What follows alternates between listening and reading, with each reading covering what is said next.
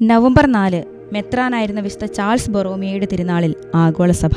1538 October 2 മിലാനിലെ പ്രസിദ്ധമായ Borromeo കുടുംബത്തിലാണ് Charles ജനിച്ചത്. 12 വയസ്സുള്ളപ്പോൾ തന്നെ ചാൾസ് പിതാവിനോട് പറഞ്ഞു, തനിക്കുള്ള ആദായത്തിൽ നിന്ന് ചെലവ് കഴിച്ച് ബാക്കി മുഴുവനും ദരിദ്രർക്കുള്ള പത്രമേനിയാണെന്ന്. തന്റെ അമ്മാവൻ കാർഡിനൽ മെദീച്ചി 1559 4 പീസ് മാർപ്പാപ്പയായി സ്ഥാനമേറ്റു. 1560 ഫെബ്രുവരിയിൽ വെറും അൽമേനിയായിരുന്ന ചാൾസിനെ കാർഡിനൽ ഡീക്കണായി നിയമിച്ചു. അദ്ദേഹത്തിന്റെ സാമർഥ്യം പരിഗണിച്ച് അദ്ദേഹത്തിന് വത്തിക്കാനിൽ പല ഉദ്യോഗങ്ങളും നൽകി. അവസാനം സെക്രട്ടറി ഓഫ് സ്റ്റേറ്റ് കൂടിയായി തീർന്നു ചാൾസ്. 25-ാമത്തെ വയസ്സിൽ ചാൾസ് പൗരോഹിത്യം സ്വീകരിച്ചു. അധികം താമസിയാതെ മിലാനിലെ മെത്രാനായി അഭിഷേചിക്കപ്പെട്ടു. എന്നാൽ ട്രെന്റ് സൂനഹദോസിന്റെ ജോലികൾ നിർവഹിക്കാനുണ്ടായിരുന്നതിനാൽ അദ്ദേഹം മിലാനിൽ ചെന്ന് താമസിച്ചില്ല. 10 കൊല്ലത്തോളം മുടങ്ങിപ്പോയ കൗൺസിൽ 1962 പുനരാരംഭിക്കുവാൻ മാർപ്പാപ്പയെ പ്രേരിപ്പിച്ചത് ബിഷപ്പ് ചാൾസ് ആണ്. ഇടയ്ക്കിടയ്ക്ക് കൗൺസിൽ പിരിഞ്ഞു പോകത്തക്ക സാഹചര്യങ്ങൾ ഉളവായിക്കൊണ്ടിരുന്നെങ്കിലും ബിഷപ്പ് ചാൾസിന്റെ രഹസ്യ പരിശ്രമം കൊണ്ട് സമുചിതമായ അന്ത്യത്തിലെത്തി. അവസാന കാലത്തെ എഴുത്തുകുത്തുകൾ ചാൾസ് ഏറ്റെടുത്തു. സൂനഹദോസ് കഴിഞ്ഞ് പൂർണ്ണ സമയവും